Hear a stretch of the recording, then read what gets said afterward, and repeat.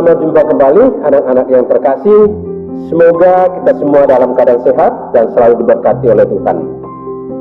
Hari ini kita merayakan Pesta Santa Ursula, seorang tokoh yang luar biasa. Kita akan merenungkan Santa Ursula melalui video drama. Kita akan melihat sekilas kisah Santa Ursula memperjuangkan kesuciannya, keberaniannya, dan terutama kesetiaannya kepada Tuhan. Anak yang terkasih, semoga dengan melihat sekilas kisah Santa Ursula melalui video drama ini, kita bisa meneladani dan menghayati Santa Ursula dalam hidup kita sehari-hari. Mari kita menyaksikan, menyimak video drama Santa Ursula. Santa Ursula. Pada abad keempat, Raja Donatur dari Domnonia, sebelah barat Inggris, memiliki seorang putri yang cantik jelita. Kecantikannya membuat banyak pemuda tertarik kepadanya. Ursula, nama putri Raja Donatur. Dalam hal ini, Ursula mempelajari kerendahan hati terhadap apa yang ia miliki.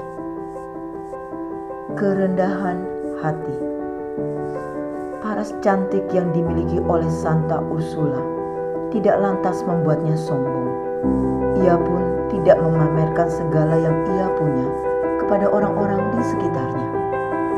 Ursula selalu terbuka, mau menerima orang lain atau sesamanya apa adanya. Ia selalu bersikap rendah hati dan sadar bahwa semuanya adalah milik Tuhan dan sesamanya adalah saudaranya. Selain kerendahan hati, Ursula memiliki rasa perhatian terhadap orang-orang di sekitarnya. Perhatian yang disertai dengan kasih yang mendalam. Perhatian. Mendapat perhatian dari orang-orang yang kita sayangi merupakan hal yang sangat menyenangkan dan menggembirakan. Sebaliknya, seseorang yang tidak mendapatkan perhatian akan merasa hampa dan selalu berusaha untuk mencari perhatian tersebut dengan berbagai cara. Maka ketika kita mengasihi, berikanlah perhatian tersebut secara sadar dan bertanggung jawab. Jangan biarkan teman-temanmu merasa kesepian dan hampa karena sikapmu yang membeda-bedakan. Mari kita belajar dari Santa Ursula yang sungguh memberi perhatian khusus kepada sesamanya yang membutuhkannya.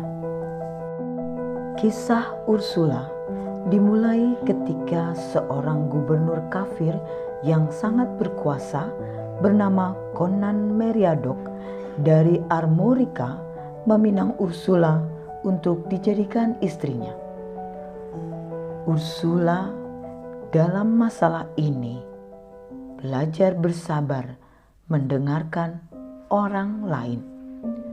Mendengarkan.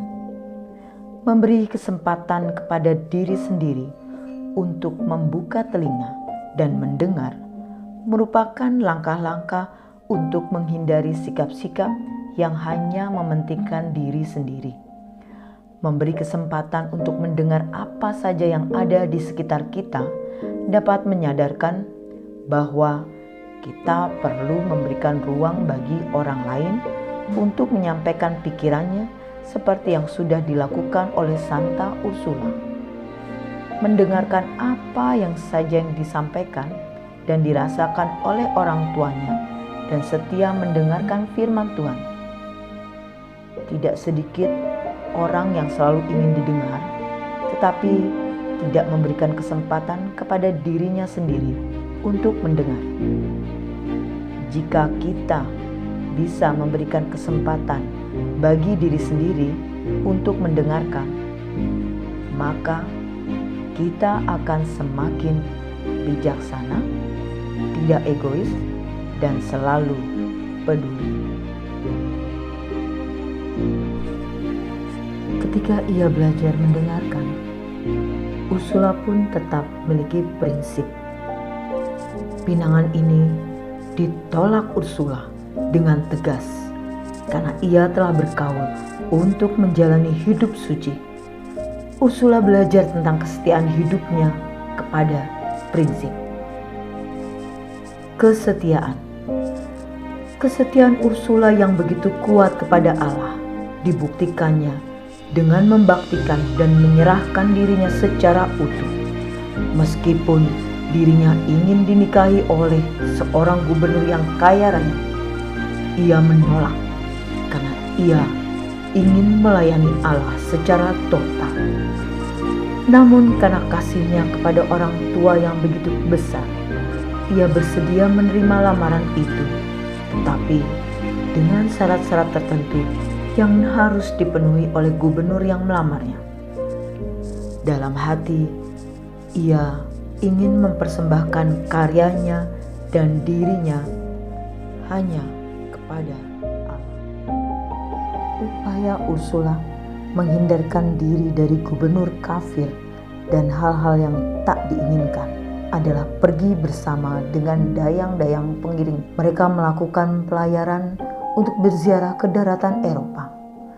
Setelah lama berlayar, mereka tiba di pelabuhan di Galia, lalu melanjutkan perjalanan ziarah. Selama peziarahan panjangnya, Ursula beserta dayang-dayangnya belajar tentang ketekunan. Ketekunan sebagai salah satu sikap utama merupakan ciri utama dari gadis cantik yang bernama Ursula. Berkat ketekunannya dan penyerahan dirinya secara total kepada Allah Bapa, ia dan para pelayannya berhasil melakukan perjalanan jauh dan akhirnya sampai di Kolon. Ia selalu tekun dalam segala hal, termasuk dalam hal doa.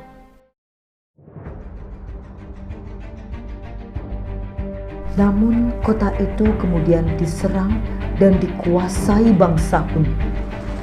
Santa Ursula bersama para dayangnya ditangkap oleh tentara Hun.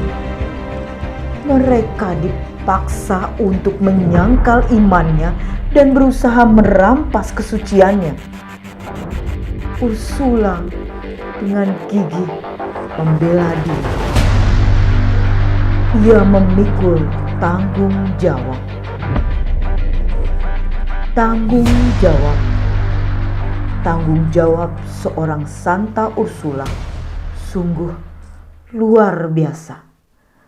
Kedati dalam posisi terancam, ia tetap teguh akan imannya kepada Kristus.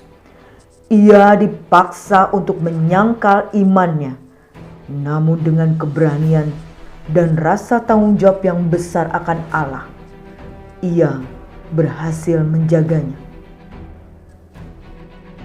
Tanggung jawabnya di dunia sebagai anak Allah benar-benar sukses dan berhasil. Terkadang tanggung jawab sebagai siswa kita lupakan karena banyak hal yang kelihatan lebih menarik dan menggiurkan. Akan tetapi, belajar untuk mendahulukan tugas utama, skala prioritas, merupakan awal untuk menumbuhkan rasa tanggung jawab dalam diri kita masing-masing. Kegigihan Santa Ursula dan para pengiringnya yang mati-matian membela iman dan kesucian mereka, kita dapat melihat keberanian dari Santa Ursula. Walau nyawa taruhannya, keberanian, ya, sikap berani yang dimiliki Santa Ursula menjadikannya mampu mempertahankan kesuciannya hingga akhir hayatnya. Ia dengan segala kemampuan yang dimilikinya tidak gentar menghadapi kekejaman yang dilakukan oleh bangsa Hun yang tidak mengenal Tuhan, alias kafir. Kita semua untuk memiliki sikap berani membela hal yang benar sekalipun dihadapkan dengan konsekuensi yang besar. Dari Ursula pun kita belajar tentang penghargaan. Memberikan penghargaan kepada orang lain merupakan sikap baik yang patut dicontoh. Penghargaan tersebut tidak selalu berupa materi, namun dapat pula berbentuk perbuatan, kata-kata, dan doa. Santa Ursula dengan iman dan harapan senantiasa tekun, setia mendoakan orang-orang di sekitarnya dan memberi peneguhan kepada para pelayan yang bersamanya. Ia juga menunjukkan sikap penghargaannya lewat perbuatannya dengan membela para pelayan yang melayaninya di depan bangsa kuno. Ursula tidak hanya memiliki sikap bertanggung jawab, ia pun mampu menunjukkan integritas dirinya dengan lantang dan berani. Integritas dalam berelasi dengan sesama, bahkan dengan Tuhan sendiri. Kita kadang tidak menyelaraskan apa yang ada di dalam pikiran, hati, perkataan, dan tindakan kita. Santa Ursula mengajak kita tidak hanya melaksanakan rutinitas saja, tetapi juga menghidupkan integritas dalam diri kita setiap hari, yaitu menyelaraskan antara pikiran, hati, perkataan, dan perbuatan kita yang mengarah kepada Tuhan.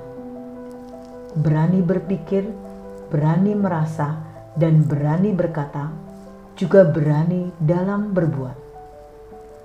Dengan demikian, akan terjadi keselarasan dalam diri kita, dan kita semakin mampu menjadi pribadi yang berintegritas dimanapun dan kapanpun. Karena kesetiaan, keberanian, dan integritas yang dimiliki, mereka dianiaya dan disiksa hingga ajal menjemput. Dari lukisan-lukisan tua tentang kemartiran mereka ini, digambarkan banyak perempuan yang tewas dengan berbagai cara yang mengerikan. Jenazah para martir kudus ini akhirnya dimakamkan oleh orang-orang Kristen yang ada di sana. Pada tahun 1155, orang menemukan relikwinya di sebuah kuburan dari abad keempat di dekat gereja Cologne, sekarang Cologne, Jerman. Saat ini di tempat itu berdiri megah Basilika Santa Ursula Cologne, Jerman. Dalam basilika ini pula disemayamkan relikwi Santa Ursula dan para pengiringnya dalam sebuah ruangan yang disebut The Golden Chamber. Nama Ursula dikenal luas karena usahanya untuk membela ajaran iman dan mempertahankan kemurnian dirinya. Diilhami oleh kepribadiannya itu, Santa Angela Merici tidak segan-segan memilih Ursula sebagai pelindung bagi tarekat religius suster-suster yang didirikannya di sebuah Brescia pada tahun 1535. Tarekat suster-suster itu kini lazim dikenal dengan nama Tarekat Suster-Suster Ursuli, OSU. Tarekat ini berkarya juga di beberapa wilayah keuskupan di Indonesia hingga